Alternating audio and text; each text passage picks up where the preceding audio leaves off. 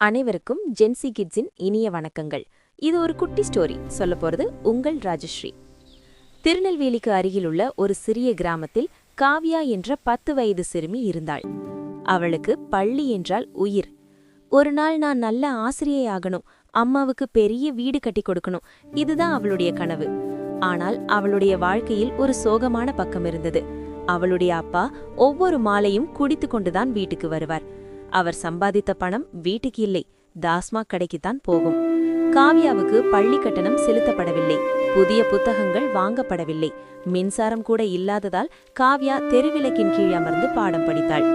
ஒரு நாள் பள்ளி ஆசிரியர் மெதுவாக சொன்னார், காவ்யா, பள்ளி கட்டணம் செலுத்தும் வரை நீ வகுப்புக்கு வரக்கூடாது என்று. அவளுடைய சிறிய கைகள் நடுங்கின. கண்ணீரை துடைத்துக்கொண்டு அவள் மெதுவாக வீட்டுக்கு நடந்து சென்றாள்.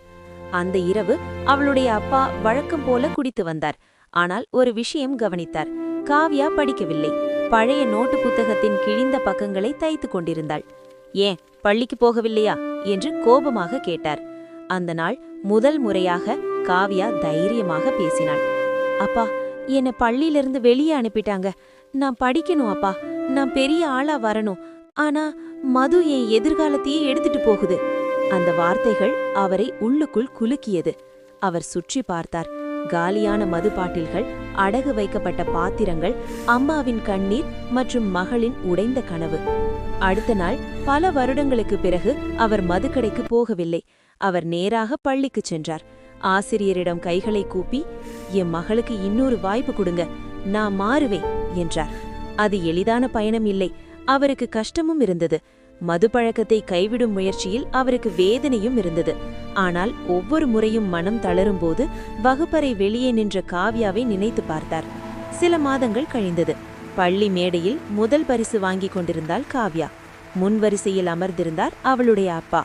இந்த முறை மதுவின்றி, மகிழ்ச்சியுடன், கண்ணீருடன். சில நேரங்களில் ஒரு குடும்பத்தின் வாழ்க்கையை மாற்ற ஒரு தீர்மானம் போதுமானது. மதுவால் ஒரு மனிதன் மட்டும் அழிவதில்லை. குடும்பம், கனவுகள், எதிர்காலம் அனைத்தும் அழிகிறது. ஆனால் நான் மாறுவேன் என்ற ஒரு முடிவு எடுத்து பிள்ளைகளை நினைத்து செயல்பட்டால் வாழ்க்கை நிச்சயம் மாறும். நன்றி, வணக்கம். இந்த கதை பிடித்திருந்தால் லைக் அண்ட் சப்ஸ்கிரைப் பண்ணவும். மற்றொரு கதையுடன் மீண்டும் சந்திக்கலாம். அதுவரை உங்களிடமிருந்து விடைபெறுவது உங்கள் ராஜஸ்ரீ.